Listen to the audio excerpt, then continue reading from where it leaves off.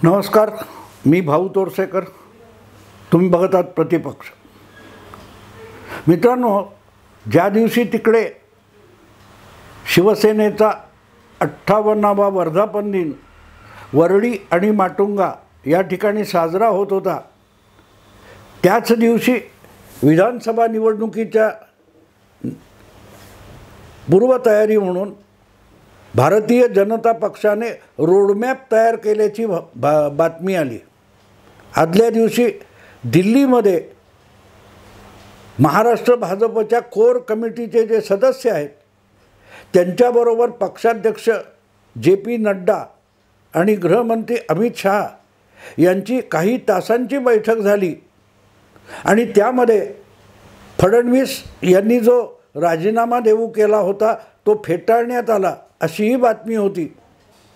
आणि तो फेटाळून विधानसभेच्या कामकाजाला लागा असे आदेश, विधानसभा निवडणुकीच्या कामाला तयारीला लागा असे आदेश त्यांना देण्यात आल्याची बातमी आली. आणि मग त्याचा विस्तार करताना आगामी विधानसभा निवडणूक जी साधारणतः 3 महिन्यानंतर सुरू होणार आहे, रणधुमाळी, त्याच्या तयारीला लागा असं सांगितल्यानंतर रोडमॅप भाजपचा तयार. हा रोडमॅप भाजपने लोकसभेसाठी 2 वर्ष आधीपासून केला होता. तो मॅपवर नकाशा जो आहे, रोडमॅप, तो रस्ता कागदावर राहिला, जमिनीवर उतरला का याचा आधी शोध घेतला पाहिजे. हे आपल्याकडे आजकाल रोडमॅप वगैरे असले शब्द, व्हिजन, मला गंमत कळत नाही. हे शब्द काढून काय साधलं जातं? बातम्या रंगवायच्यात. मुद्दा असा असतो की तुम्हाला निवडणुका जिंकायच्या आहेत, तर त्याच्या तयारीला लागलात हे बातमी पत्रकारांना किंवा माध्यमांना सांगण्याची गरजसुद्धा नसते. शरद पवारसुद्धा कामाला लागले. शरद पवार हे सगळा पक्ष संपलेला असताना त्यातून 8 खासदार निवडून आणले त्यांनी. हा महाराष्ट्रातल्या कुठल्याही पक्षापेक्षा सगळ्यात मोठा विजय आहे. पण तो विजय साजरा करत बसण्यापेक्षा शरद पवार विनाविलंब विधानसभा निवडणुकीच्या तयारीला लागले. आपण इतक्या जागा लढवणार, इतक्या जागा आपल्याला मिळाल्याच पाहिजेत, आपल्याकडे रोडमॅप तयार आहे, आपल्याकडे सगळी योजना तयार आहे, आपण ती योजना आखतोय, असलं कुठलंही वक्तव्य शरद पवारांकडून आलेलं नाही. वास्तविक सगळ्यात मोठं स्ट्राईक रेट आणि यश हे शरद पवारांनी मिळवून दाखवलं आहे. पण त्या यशाचा गाजावाजा करत बसण्यापेक्षा ते विधानसभेच्या तयारीला ऑलरेडी लागलेले आहेत. पण आम्ही काय तयारी करतोय, म्हणजे राष्ट्रवादी काँग्रेस पक्ष, शरद पवार गट हे निवडणुकीसाठी काय तयारी करतायत याचा कुठेही उल्लेख आलेला नाही. की आम्ही रोडमॅप तयार केला, आराखडा तयार केला, वेगवेगळ्या ठिकाणचे अहवाल मागवले, 288 किंवा 285 विधानसभा क्षेत्रांचे अहवाल मागवलेत, असं शरद पवारांकडून एकही वक्तव्य आलेलं नाही.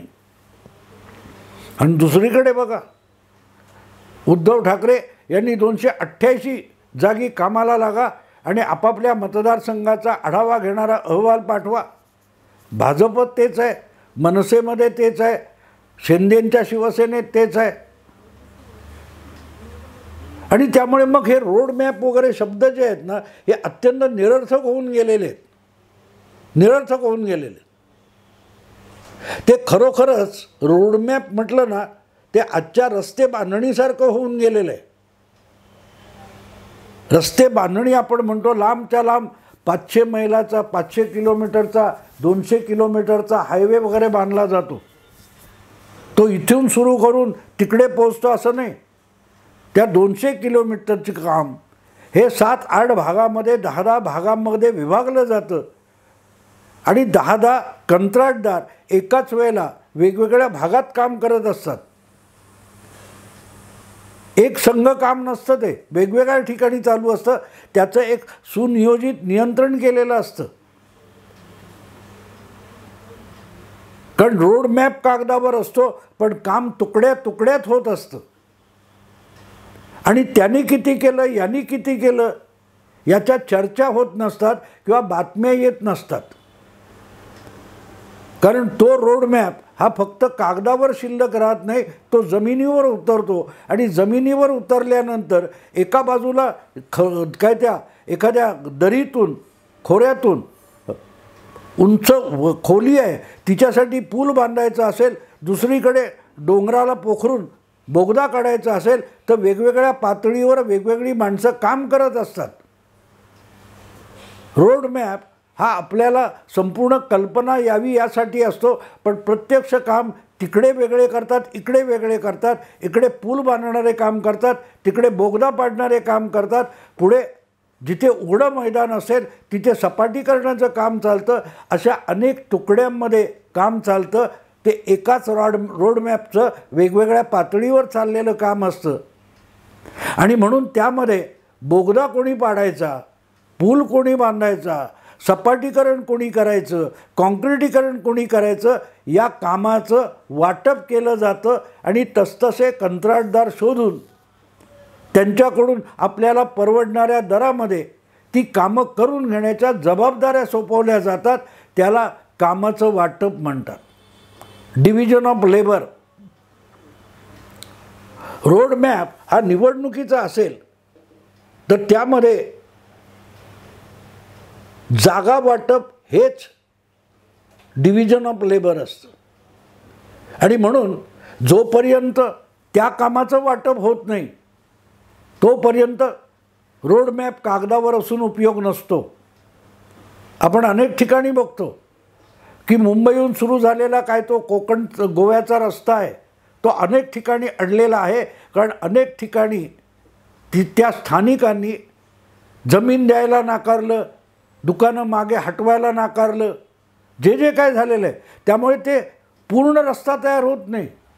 रोड मॅप तयार लगेच होतो, पण तो रोड मॅप हा अंमलात आणणं, त्याची उभारणी करणं, त्याच्या अंमलबजावणी करणं हे रोड मॅप बनवण्या इतकं सोपं नसतं. म्हणून रोड मॅप तयार या गोष्टीला काडीचाही अर्थ नाही. हा रोड मॅप लोकसभेसाठी 2 वर्ष आधी तयार होता, पण तो जमिनीवर उतरताना दमछाक झाली. म्हणूनच महाराष्ट्रात 25-30 जागा अडचणीच्या झाल्या आणि 15-20 जागा तर लोकसभेच्या या शेवटच्या दिवसापर्यंत घालमेल केल्यासारख्या वाटल्या जात होत्या. तिथे लोकसभा निवडणुकीचा भाजप आणि महायुतीचा पूर्ण विचका उडाला. याचं कारण जागा वाटप झालेलं नव्हतं, जबाबदाऱ्यांचं वाटप झालं नव्हतं, मतदारसंघाचं वाटप झालेलं नव्हतं. आणि म्हणून प्रत्यक्ष निवडणूक आली त्याच्या 1-2 दिवस आधी निदान 10-15 उमेदवारांना कामाची इतकी धावपळ करायला लागली की त्यांची दमछाक झाली आणि त्यातच ते शर्यत हारले. सांगायचा मुद्दा असा आहे की नड्डांबरोबर बैठका घ्या, महाराष्ट्रात बैठका घ्या, आमदारांच्या पदाधिकाऱ्यांच्या बैठका घ्या, हरकत नाही. पण त्यामध्ये भाजपची जबाबदारी एकूण महायुतीत किती आहे ते आधी ठरलं पाहिजे. ते जर ठरलेलं नसेल तर मग तुम्ही तुमच्या कार्यकर्त्यांना जे काम द्याल ती जागा जर उद्या मित्रपक्षाकडे जायची असेल तर त्यांचाही चुथडा होतो, तुमचाही चुथडा होतो. म्हणून मुद्दा असा असतो की रोड मॅप याचा अर्थ जागा वाटप असतं, तिथून सुरुवात होते. हां, ह्या डोंगराला वळसा घालायचा की इकडे बोगदा पाडायचा, डोंगर पोखरून काढायचा, या दरीत वळसा घ्यायचा आणि घाट बनवायचा की सरळ उंच उंच खांब टाकून पुलानेच 2 ठिकाणचे रस्ते जोडायचे, हा सगळा रोडमॅप असतो. अरे आपण कागदावर केलं होतं पण इथे तर दरी आम्हाला माहितीच नव्हती. तसं नाही चालत. ती दरी याचा अर्थ मित्र पक्षाला सोडायच्या जागा असतात. तो डोंगर म्हणजे काय असतो, रस्त्यात येणारा तो डोंगर म्हणजे मित्र पक्षातले हटवादी नेते उमेदवार इच्छुक असतात किंवा स्वपक्षातले सुद्धा इच्छुक आणि हट्टी लोक असतात. या सगळ्याला पार करू शकेल असा रोडमॅप असावा लागतो. आणि म्हणून कामाची जबाबदारी जेव्हा तुम्ही वाटून घेता, ती सगळ्यात मोठी जबाबदारी ही जागा वाटपाची असते. जोपर्यंत डोंगरात काय करायचं, दरीमध्ये काय करायचं, सपाटीच्या ठिकाणी काय करायचं हे सगळं ठरत नाही, तोपर्यंत रस्ता बांधणीचं काम सुरू करणं म्हणजे नुसता दगड बसवायचा आणि विसरून जायचं, शिलान्यास करायचा, पुढे काही नाही असं होतं. आणि म्हणून रोडमॅप जर म्हणत असाल तर त्याची सुरुवात जागा वाटपाने झाली पाहिजे. त्याची जाहिरात करायची गरज नाही. पत्रकार परिषद घेऊन 105 आमच्या, 98 यांच्या आणि 44 त्यांच्या असे आकडे पत्रकार परिषद घेऊन जाहीर करण्याची गरज नाही. पण निदान त्या पक्षाच्या नेत्यांना आपल्या वाट्याला किती जागा येत आहेत आणि कुठल्या जागा येत आहेत याची पूर्वकल्पना असली पाहिजे. 288 मध्ये समजा एक काय त्या 25-30 जागा वादाच्या असतील हरकत नाही, पण उरलेल्या जागी जिथे 3 पक्ष किंवा 2 पक्ष जे महायुतीत शिल्लक असतील निवडणुकीच्या दिवसापर्यंत, त्या पक्षांना या जागा तुमच्या वाट्याला येणार आहेत आणि तुम्ही सुद्धा कामाला लागा. हे जर मोठा पक्ष म्हणून भाजप पुढाकार घेऊन सांगत नसेल तर रोडमॅप म्हणजे कागदावरचं गिरबटलेलं असतं, बरबटलेलं असतं. त्याचा काडीमात्र उपयोग प्रत्यक्ष निवडणुकीत होत नाही. आणि म्हणून मला असं वाटतं की सगळ्यात पहिल्यांदा विधानसभा निवडणुकीला सामोरं जाताना तुम्ही महायुती म्हणून जाणार आहात का, 3 पक्ष म्हणून जाणार आहात का, 2 पक्ष म्हणून जाऊन इतर छोट्या पक्षांना सोबत घेणार आहात का, याचे एक निश्चिती करा. आणि 2 महिने 3 महिने आधी जर अजितदादा, शिंदे आणि भाजप एकत्र लढणार असतील तर आत्तापासून पुढल्या 15 दिवसात, जून महिना संपता किंवा जुलैच्या पहिल्या आठवड्यामध्ये 3ही पक्षांना क्लिअर असलं पाहिजे या इतक्या जागा आपल्या वाट्याला आलेल्या आहेत. त्यामुळे आपला नाराज होणारा इच्छुक त्याला गप्प बसवणं किंवा मित्र पक्षाकडून ती जागा परत मिळवणं एवढंच मर्यादित राहील. मी सांगितलं तसं 25-30 जागांपुरता वाद राहील, पण उरलेल्या 250पेक्षा अधिक जागी निर्विवादपणे आत्ता 3ही पक्षांचं काम एकजुटीने, एक दिलाने सुरू होईल तर त्याचा उपयोग निवडणुकीच्या निकालात झालेला दिसेल. त्या रोडमॅप कागदावर असून नाही चालणार. त्याच्यात जे जागा वाटपाचं काय ते जमीन जबाबदारीचं वाटप याला प्राधान्य. आणि मग नंतर नाही तर तक्रारी आहेत की नाशिक जिल्ह्यात भुजबळांनी दगाबाजी केली, तिकडे भाजपच्या लोकांनी राष्ट्रवादीच्या उमेदवाराला मदत केली नाही किंवा इकडे शिवसेनेला राष्ट्रवादीची मदत झाली नाही. ही जी तक्रार आहे ही नंतर करून उपयोग नसतो. ती नंतर का केली जाते? 2 जुलै 2023ला अजितदादांना जर तुम्ही सोबत घेतलंय तर तेव्हापासूनच लोकसभा निवडणुकीच्या जागा वाटप व्हायला पाहिजे होतं. त्याला रोडमॅप म्हणतात. तो रोडमॅप नव्हता. भाजपने कितीही सांगावं की आमच्याकडे रोडमॅप आधीपासून तयार होता, हा विस्तारक नेमलेले होते, हे सगळं बोलायला सोपं असतं. पण त्या विस्तारकांना आपण कोणासाठी काम करतोय हे तरी माहिती होतं का?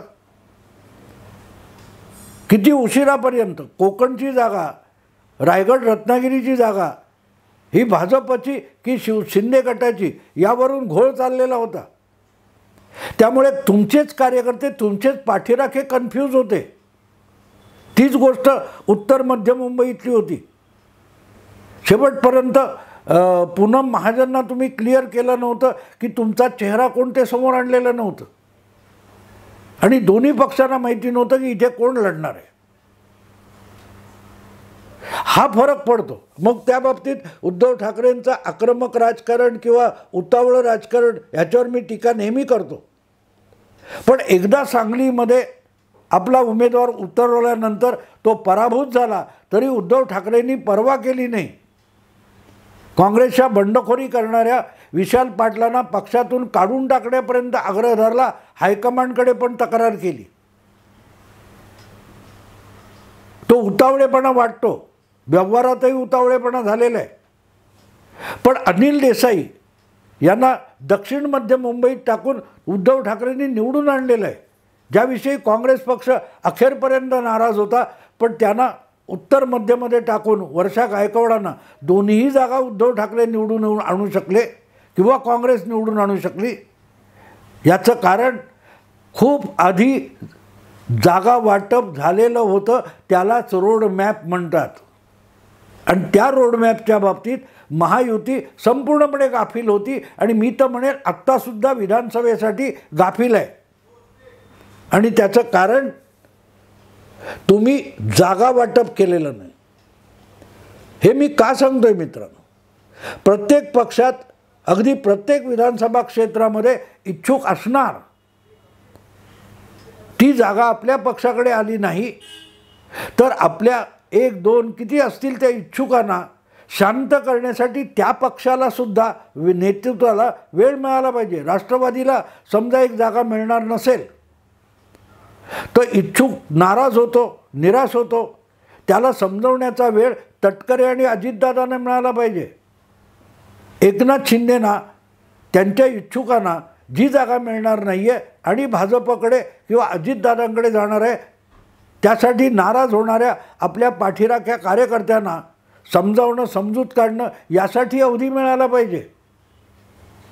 आणि ते सगळ्यात मोठं काम आहे. जेव्हा तुम्ही युती, महायुती म्हणून लढता, आघाडी म्हणून लढता, तेव्हा एक तर आपल्या पक्षातली नाराजी आणि दुसरीकडे मित्र पक्षाची नाराजी, या 2 नाराजींना सामोरं जावं लागतं. त्याची खूप आधी तयारी करावी लागते. तो दरीत मोठे उंच खांब टाकून बांधायचा पूल असतो ना, त्याचं फाउंडेशन करण्यामध्ये कित्येक महिने जातात. नुसता रोडमॅप कागदावरचा नाही चालत, त्याचे लेबलिंग बघावं लागतं, नाही तर पूल बनण्यापूर्वीच कोसळून पडतात. सांगायचा मुद्दा असा की भाजपचा रोडमॅप तयार असल्या खुळचट बातम्या ज्या येतात ना, त्या भाजपच्या आणि महायुतीच्या पराभवालाच मदत करणारे असतात. त्याची गरज नाही आहे. मी म्हणेन फडणवीसांना की तुम्ही जर आता जबाबदारी घेतलेली आहे आणि पक्षाने तुमच्यावर जबाबदारी टाकली आहे तर 2 जबाबदाऱ्या आहेत. ती एक भाजपच्या पक्षांतर्गत जबाबदारी पार पाडायची आणि दुसरीकडे महायुतीतल्या मित्र पक्षांना सोबत घेऊन त्यांच्यात निर्माण होणारे वाद मिटवणं ही सुद्धा देवेंद्र फडणवीसांची जबाबदारी आहे. आणि ती जबाबदारी पार पाडायची असेल तर त्यातला सगळ्यात मोठा हिस्सा जो आहे तो तातडीने जागा वाटप करून 3ही पक्षांचं जागा वाटप संपवून हे वाद प्रत्यक्ष निवडणुकीच्या वेळेला शून्य पातळीवर आणण्याच्या दृष्टीने कामाला सुरुवात करणं म्हणजे रोडमॅप असेल. त्या रोडमॅपची सुरुवात तिथून होते. पण दुर्दैव असं आहे की तंत्रज्ञान, सर्वे, टेक्नॉलॉजी या सगळ्याच्या आहारी गेलेला भारतीय जनता पक्ष आजकाल कार्यकर्त्यांपेक्षा माध्यमांवर अधिक विसंबून राहायला लागलेला आहे. म्हणून बातमी येते की नाही याला प्राधान्य आहे.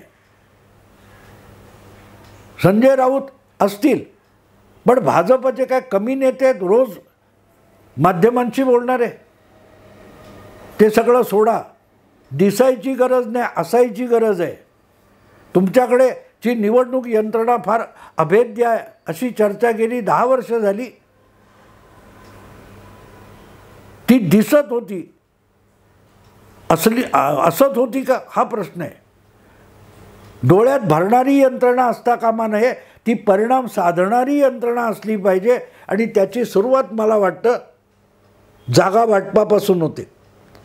अजितदादा, एकनाथ शिंदे आणि फडणवीस किंवा हे 3 पक्ष, या 3 पक्षांना कुठल्याही परिस्थितीत पुढल्या 15 दिवसामध्ये जागा वाटप संपवलं पाहिजे. जुलैच्या 15 तारीखपासून मला वाटतं की महायुती कामाला लागली तर मग अख्खा निकाल फिरवणं अशक्य नाही आहे. फडणवीसांनी जे सांगितलं की दोघांमध्ये फक्त 2 लाखांचा फरक आहे आणि फक्त अर्धा टक्का नाही तर 0.5% मतांचा फरक आहे. आणखीन 2% मतं, 1%, 1.5%, 2% मतं, एक 10-15 लाख मतं महायुतीने अधिकची मिळवली तर सगळे निकाल उलटे फिरतील. पण त्याचा कागदावरचा रोडमॅप उपयोगी नाही आहे. त्याची सुरुवात निर्विवाद जागा वाटपापासून होते आणि लक्षात ठेवा, लोकसभेचं जागा वाटप जितकं सोपं होतं त्यापेक्षा विधानसभेचं जागा वाटप अधिक गुंतागुंतीचं असतं. कारण लोकसभाचा मतदारसंघ मोठा असतो, इच्छुक कमी असतात, पण जसजसे मतदारसंघ छोटे होत जातात तसतसं इच्छुकांची संख्या वाढते. म्हणूनच रोडमॅप उपयोगाचा नाही आहे आणि असेल तर त्याचा पहिला टप्पा म्हणजे जागा वाटप, ते जागा वाटप संपवणं. जसं खऱ्या रस्त्याचा रोडमॅप असतो त्याच्यामध्ये लँड ॲक्विजिशन, जमीन अधिग्रहित करणं आणि ताब्यात घेणं, तसं जागा वाटप हे निवडणुकीचं सगळ्यात पहिलं पाऊल असतं. तेव्हा देवेंद्रजी, ते रोडमॅप वगैरे खूप झालं, पहिला जागा वाटपाचा विषय तातडीने संपवा. इथेच थांबतो. आवडलं लाईक करा, शेअर करा, सबस्क्राईब करा. नमस्कार.